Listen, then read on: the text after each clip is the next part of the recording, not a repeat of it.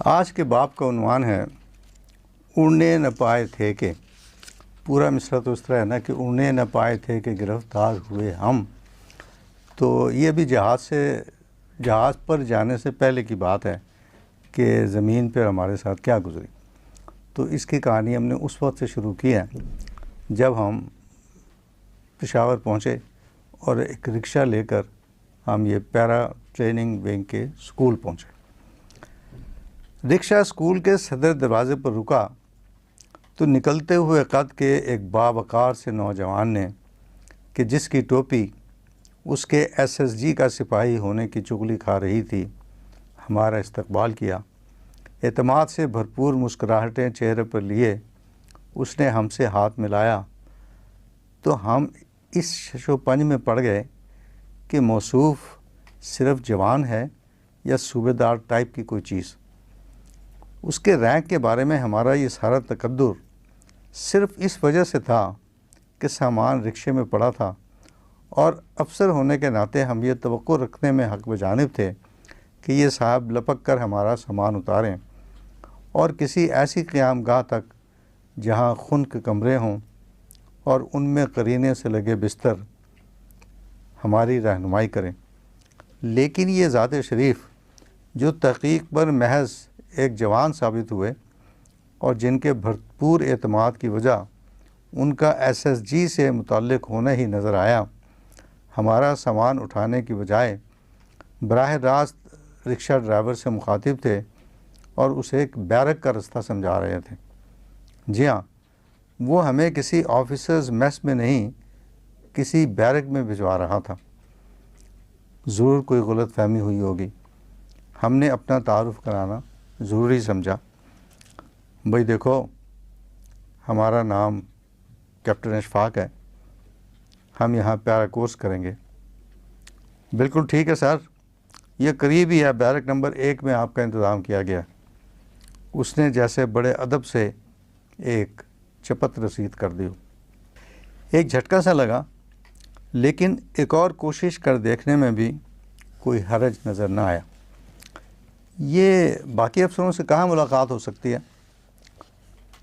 سر، تمام افسر وہیں ملیں گے آپ کو. بات کچھ سمجھ میں نہیں آئی. گو مگو کی کیفیت لیے رکشہ والے کو اس جگہ چلنے کو کہا جو ہونا تو اچھا بھلا آفیسر میس چاہیے تھا، لیکن جسے یہ جوان شاید اپنی جہالت کی وجہ سے بیرک کہہ رہا تھا. تھوڑی دیر میں تمام خوش فہمیاں رخصت ہو گئی. ہمیں واقعی ایک بیرک میں ٹھہرایا جا رہا تھا. رکشے والے کو رخصت کر کے ہم نے بیرک کا جائزہ لیا. 40-50 بستروں پر مشتمل ایک وارڈ نما طویل کمرے میں 2 رویا چارپائیاں بچھی ہوئی تھیں. چھت سے 3 سلاخیں لٹکی ہوئی تھیں جن کے نچلے سروں پر 3 پر جڑے ہوئے تھے. تحقیق پر معلوم ہوا کہ دھات کے ان عناصر پر بجلی کے پنکھے ہونے کا الزام ہے.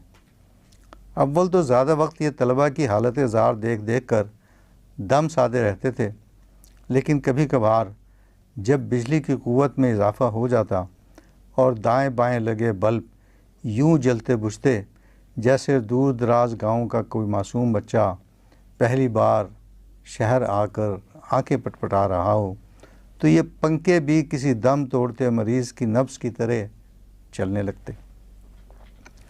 اس طرح کی 2-3 بیرکیں اور تھیں.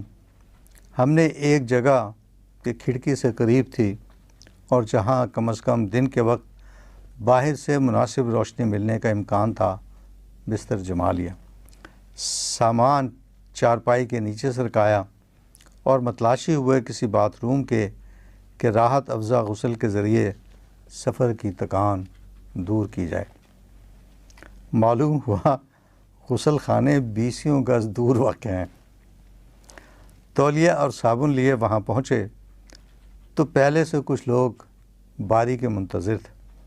اس کے بعد بھی وہاں قیام کے دوران یہی ہوتا رہا کہ کچھ لوگ برش منہ میں دبائے نفسا نفسی کے عالم میں خالی باتھ روم تلاش کر رہے ہوتے، تو کچھ لوگ لوٹے اٹھائے ضبطہ ضبطی کے عالم میں کسی خالی جگہ کی جستجو. وہ جنہیں انتظار کی زحمت گوارا نہ تھی، وہ راتوں کے پچھلے پہر اٹھ کر ان جگہوں سے فارغ ہو جاتے تھے۔ خدا خدا کر کے ہماری باری آئی۔ باتھ روم میں گئے تو یوں محسوس ہوا جیسے کسی ثانوی مدرسے کی سائنس لیبارٹری میں آ گئے۔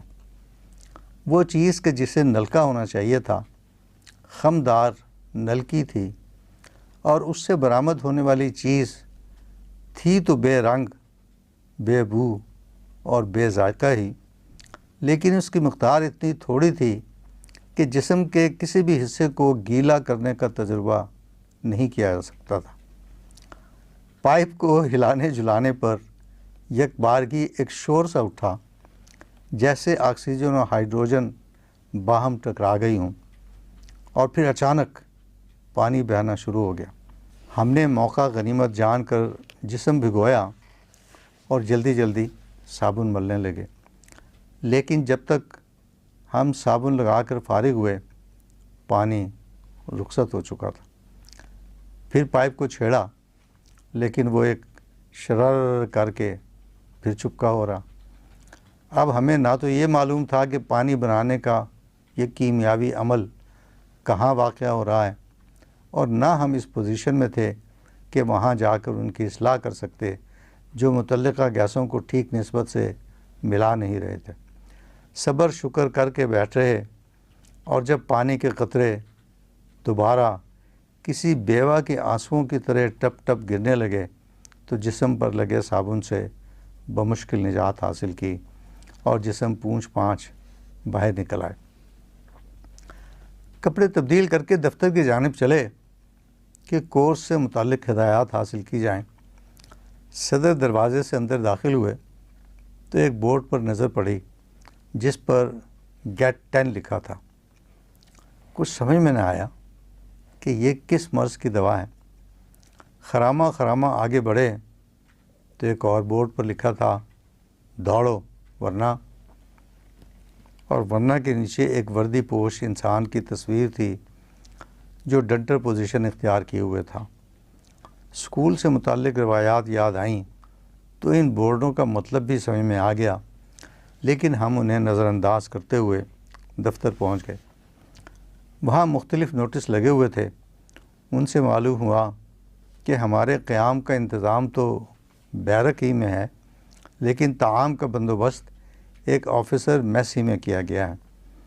ایک گناہ اطمینان سا ہوا، لیکن جب ساتھ کھڑے ایک اور افسر نے کہ جنہیں مقامی ہونے کے ناطے شہر کے جغرافیے پر عبور حاصل تھا، میس کا محل وقوع دریافت کیا تو محسوس ہوا کہ وہاں تک پہنچنے کے لیے کولمبس کا سا تجسس، واسکو ڈے گاما کا سا جگر، اور مجنوں کی سی دشت نوردی کی عادات کا ہونا ضروری ہے، جو بدقسمتی سے ہمیں مفقود تھی۔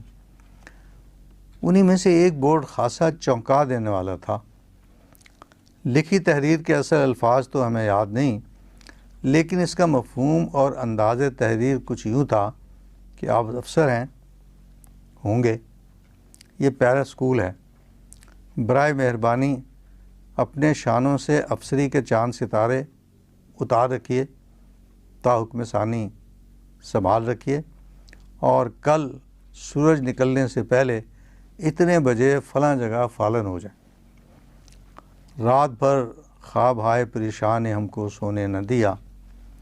کبھی ہم ٹاور سے جم کرتے شرماتے، کبھی جسمانی مشقتوں سے گھبراتے، کبھی کسی چیختے چلاتے سٹاف کا چہرہ ابھرتا تو کبھی پیراشوٹ جہاز کے دروازے میں جا الجھتا، کبھی PLF بناتے ہوئے ہڈیاں چٹکتی تھیں تو کبھی ونگ نہ ملنے پر حسرتیں سر پٹکتی تھیں، اور یوں ہی کروٹیں بدلتے بدلتے رات کا پچھلا پہر عام پہنچا۔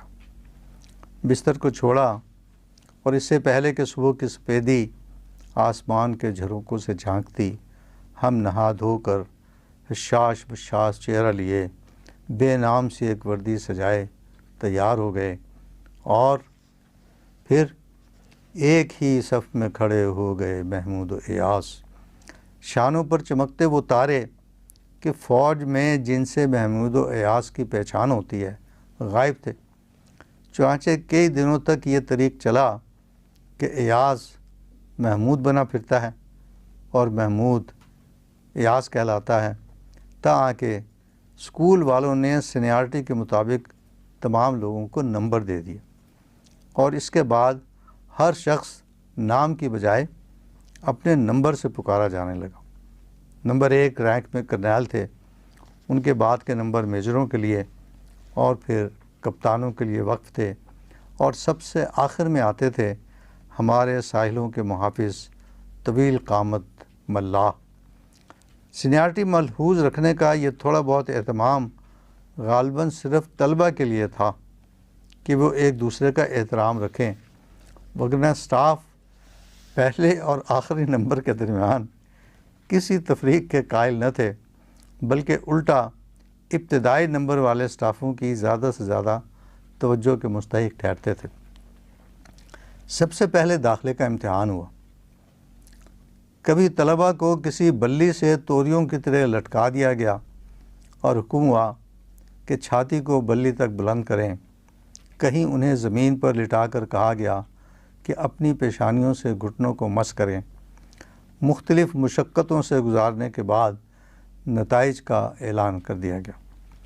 پاس ہونے والے مسکرا اٹھے، فیل ہونے والوں کے بجھے چہرے اسکول والوں سے دیکھے نہ گئے، چنانچہ انہیں مزید 1 ہفتے کی مہلت دی گئی کہ اسکول کے قیام کے دوران وہ اپنی کھوئی ہوئی قوت کو بحال کر لیں، انہیں دوبارہ آزمایا جائے گا۔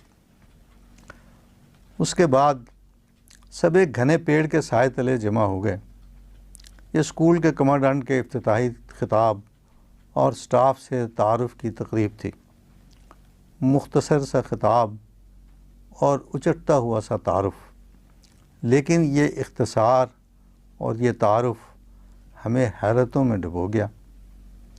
یہ منحنی سے سنگل پسلی والے سٹاف اور ان کی حرکتیں، کوئی جہاز سے 300 بار جمپ کر چکا تھا، کوئی ہزاروں میل پیدل چلا تھا، کوئی آسمان کی بلندیوں سے پیراشوٹ کھولے بغیر چھلانگ لگاتا تھا اور زمین سے صرف 100 فٹ ادھر پیراشوٹ کھولتا تھا، تو کوئی کھلے ہوئے پیراشوٹ کو 2.5 منٹ میں پیک کر کے دوبارہ چھلانگ لگانے کے لیے تیار کر سکتا تھا۔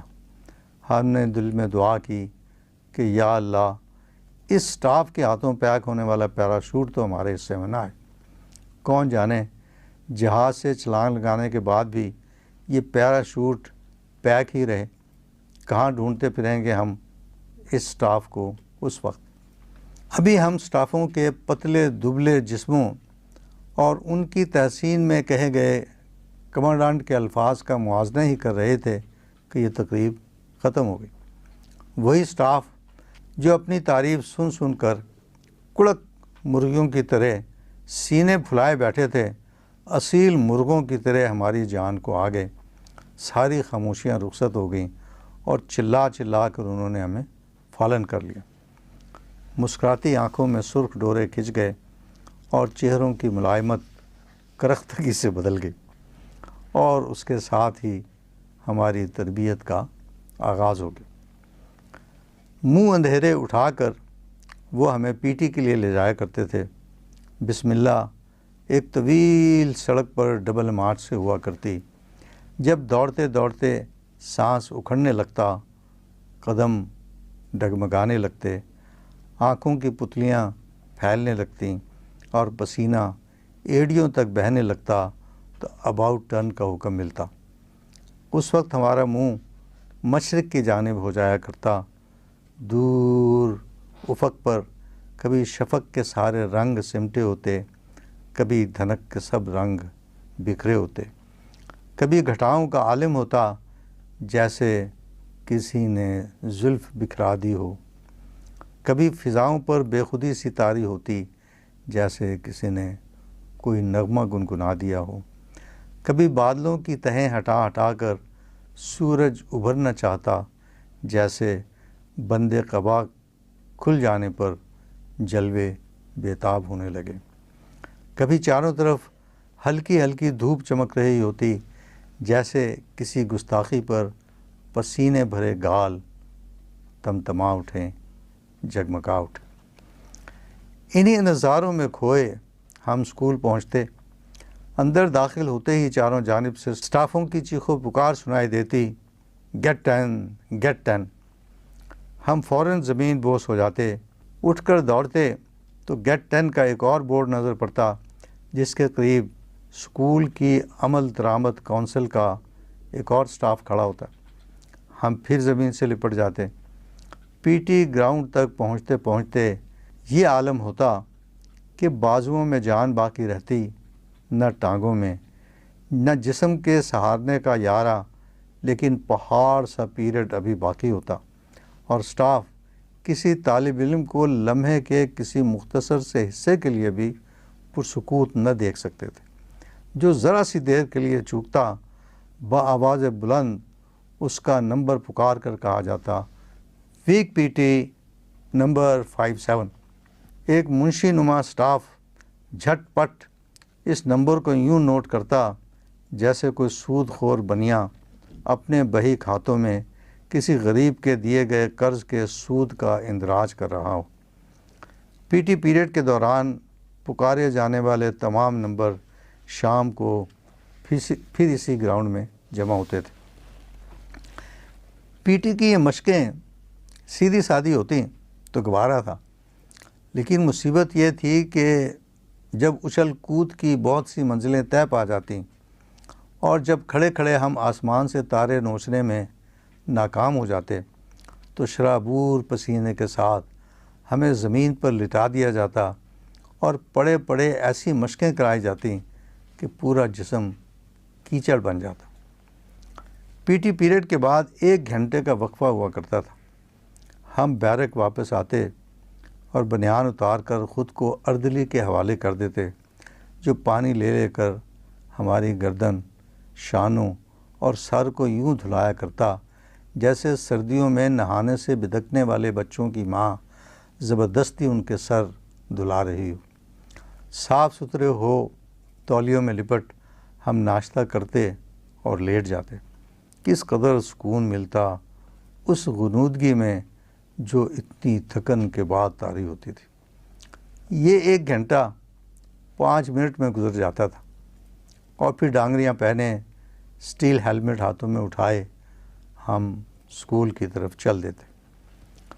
اسکول میں آنے کے 1-2 دن بعد کی بات ہے کہ ہم نے جسم کے مختلف حصوں میں اینٹھن کی شکایت محسوس کی۔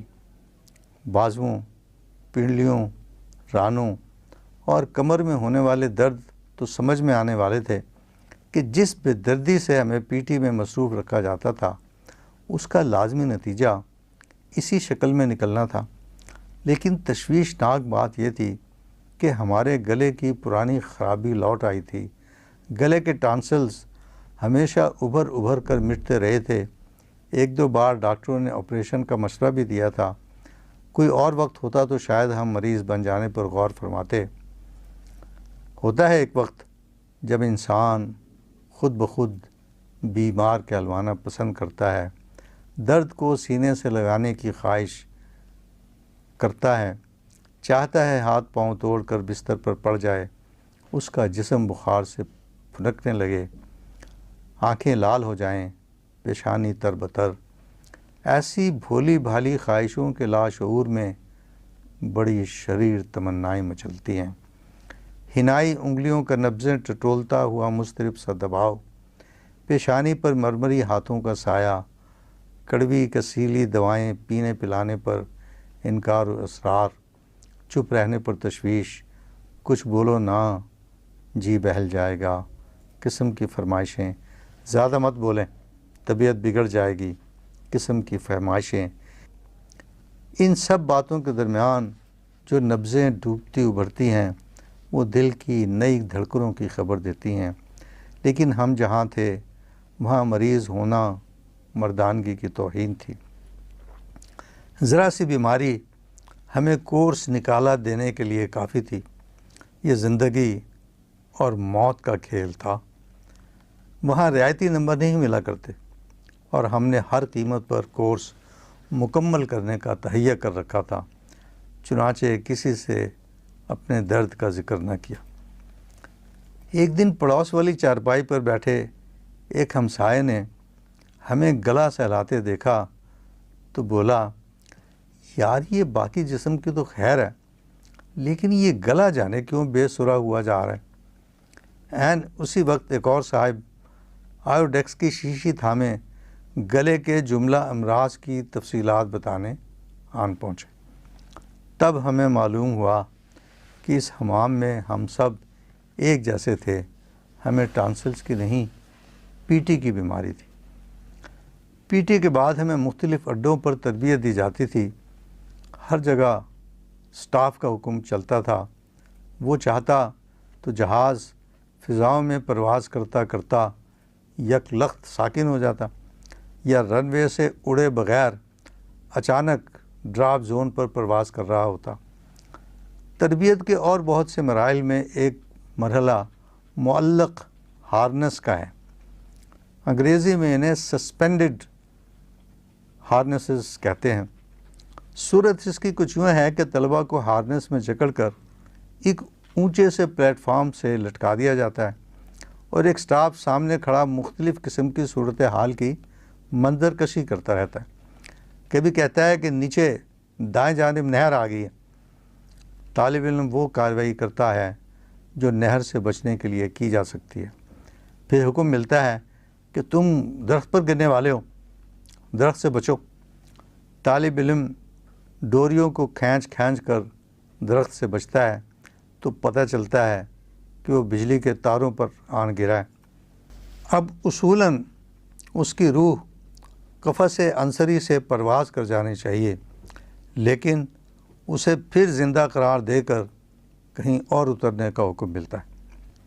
اس ساری کارروائی کے دوران بازو شل ہو جاتے ہیں، ڈوریاں کھینچ کھینچ کر ہتھیلیوں میں خون چھلکنے لگتا ہے، گردن یوں ڈھلک جاتی ہے جیسے منکا ٹوٹ گیا ہو، اور اب آپ کو کیا بتائیں، ہارنس کی پٹی ایسی نازک جگہوں سے گزرتی ہیں کہ طلبہ بل بلا کر دعا کرتے ہیں کہ اے کاش ان کا پیراشوٹ ہی نہ کھلا ہوتا، وہ جہاز ہی سے بندھے رہ جاتے، فضاؤں میں بکھر جاتے، بجلی کے ننگے تاروں سے الجھے رہ جاتے، لیکن اس اذیت میں گرفتار نہ ہوتے۔ تنگ آ کر کوئی چیخ اٹھتا، سٹاف اتنی دیر میں تو انسان چاند سے زمین پر پہنچ جاتا ہے، ہم جہاز سے زمین پر نہیں پہنچے۔ اور سٹاف مسکرا مسکرا کر کہتا ہے، صاحب بچیں بچیں، آپ جھیل میں اترنے والے ہیں۔ سٹاف کی آواز آئی، تیار ہو جائیں، زمین آ رہی ہے۔ ہم پوزیشن بنا کر لینڈ کرنے کو تیار ہو جاتے، لیکن زمین آتے آتے پھر قیامت میں بدل جاتی۔ اس اڈے سے جان چھوٹی تو ہمیں SLFT نے آ لیا، جیسے کہ پہلا ذکر آ چکا ہے۔ یہ مخفف ہے سوئنگ لینڈنگ فال ٹرینر کا۔ ہوا تیز چل رہی ہو تو پیراشوٹ نیچے اترنے کے ساتھ ساتھ جمپر کو دائیں بائیں جھولا بھی جھلاتا رہتا ہے، اور ایسی حالت میں زمین پر اترنے کی تربیت SLFT پر دی جاتی ہے۔ لیکن مسئلہ یہ ہے کہ بیرومیٹر کے مطابق ہوا کا دباؤ کم ہو یا زیادہ، طلبہ اسے خندہ پیشانی سے برداشت کر لیتے ہیں، لیکن اگر سٹاف کا پارا چڑھ جائے تو پھر ہواؤں میں جو شدت آتی ہے اسے کوئی بیرومیٹر ریکارڈ ہی نہیں کر سکتا۔ طلبہ برداشت کیوں کریں؟ تربیت کا طریقہ یہ ہے کہ طالب علم ہارنس پہنے ایک اونچے پلیٹ فارم سے چھلانگ لگاتا ہے اور پھر کچھ تختوں سے لٹکا جھولتا رہتا ہے۔ جب اس کی رفتار کم ہونے لگتی ہے اور وہ زمین کی طرف آ رہا ہوتا ہے تو اسے وارننگ دیتے ہوئے رسے ڈھیلے کر دیے جاتے ہیں اور وہ بتائے گئے طریقے کے مطابق زمین پر آ گرتا ہے۔ لیکن نصیب دشمناں سٹاف کی طبیعت ناساز ہو جائے تو فضاؤں میں طوفانوں کی آمد کو کون روک سکتا ہے؟ طالب علم پلیٹ فارم چھوڑ کر مخالف سمت میں بلند ہو رہا ہوتا ہے کہ رسے ڈھیلے کر دیے جاتے ہیں اور وہ تباہ شدہ جہاز کی طرح سیدھا زمین پر آ گرتا ہے۔ ایک لمحے کو تو اس میں زندگی کے آثار مفقود ہو جاتے ہیں، لیکن پھر اسٹاف کی آواز ابھرتی ہے، اٹھیں، کھڑے ہو جائیں، جہاز سے چھلانگ لگائیں گے تو موسم آپ کی مرضی کے مطابق نہیں ہوگا، ہوا اپنی مرضی سے چلتی ہے، آپ آنکھیں کھلی رکھا کریں۔ ہم کھلی آنکھوں سے جو کچھ دیکھ رہے تھے اسٹاف کو کیوں کر بتاتے؟ جغرافیے کے ناطے موسم مہینوں اور سالوں کے حساب سے بدلتے ہیں، لیکن اسٹاف کے ہاتھوں طلبہ لمحوں میں برسوں کا سفر طے کر لیتے ہیں۔ اسٹاف حشاش بشاش ہوتا تو موسم پرسکون رہتا، یوں لگتا ساون کے موسم میں گاؤں کی مٹیاریں گھنے درختوں پر جھولے ڈالے ملہار گا رہی ہوں، اور کوئی بات اسٹاف کی منشا کے خلاف ہو جاتی تو یکایک مونسون ہوائیں چلنے لگتیں، گرد و باران کے طوفان آ جاتے، اور پھر بحیرہ عرب کے سارے سائیکلونوں کا رخ SLFT کی جانب ہو جاتا۔ اس کے بعد ہمیں جہاز میں سوار ہونا سکھایا گیا۔ اڑتے جہاز میں توازن برقرار رکھنے کی مشق کرائی گئی اور اسٹیٹک لائن تھامنے کے آداب سے روشناس کرائے گئے۔ جب جمپر جہاز سے چھلانگ لگاتا ہے تو پشت پر سوار پیراشوٹ نائلن کی ایک مضبوط رسی سے بندھا ہوتا ہے، جس کا دوسرا سرا جہاز میں لگی لوہے کی ایک سلاخ سے بندھا ہوتا ہے۔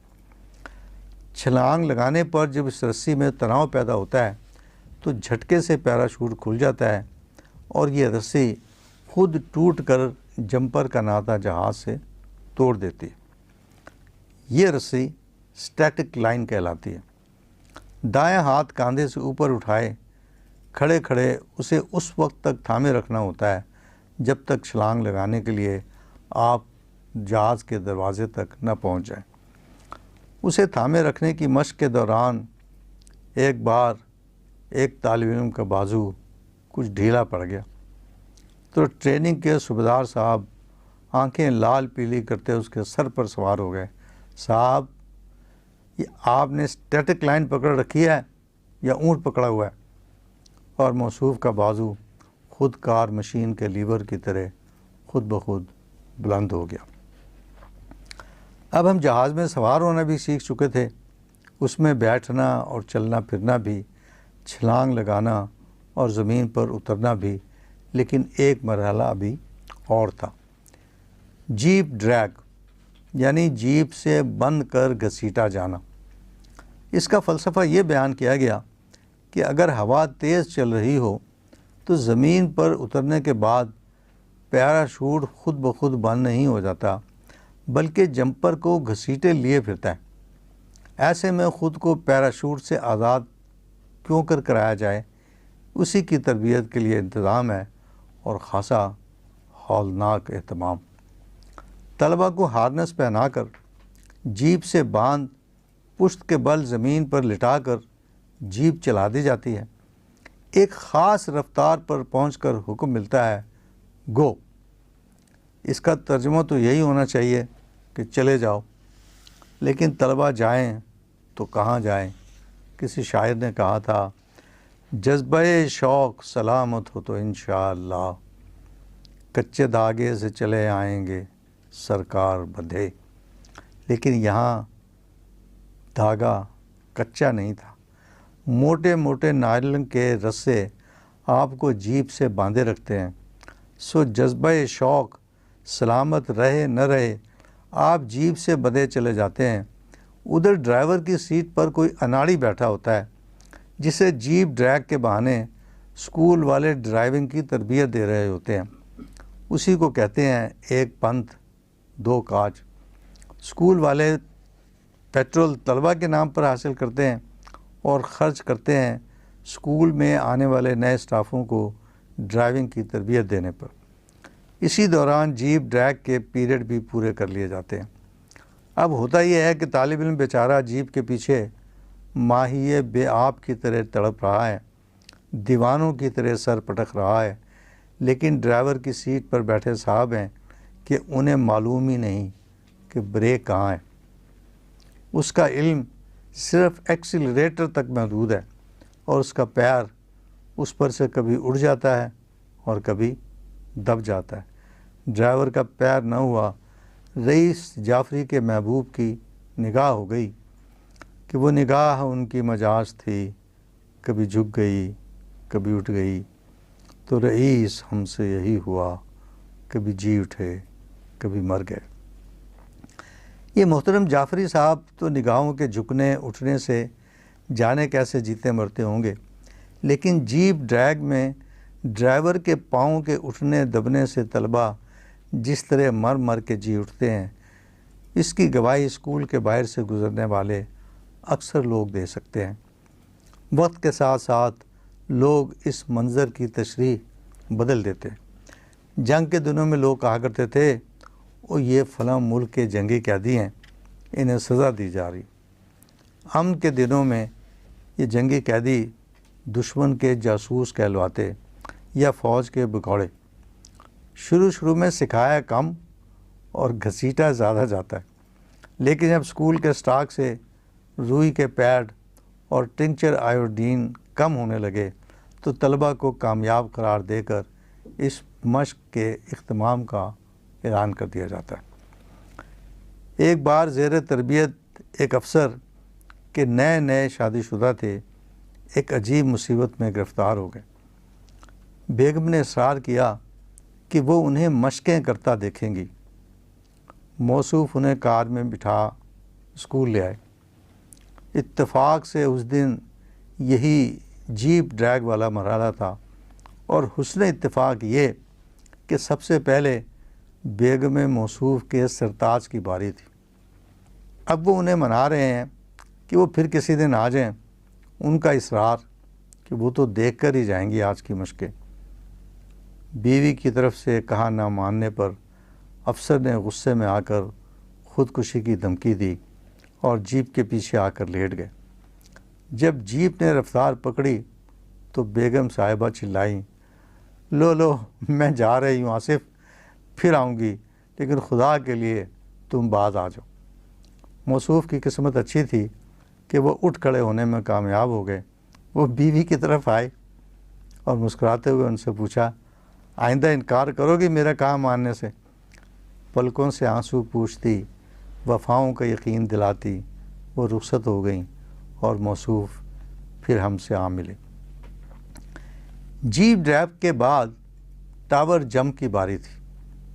اس کمبخت ٹاور کا ذکر ہم پہلے بھی کر چکے ہیں کہ فرعون کی طرح گردن اٹھائے بیچ اسکول کھڑا ہے۔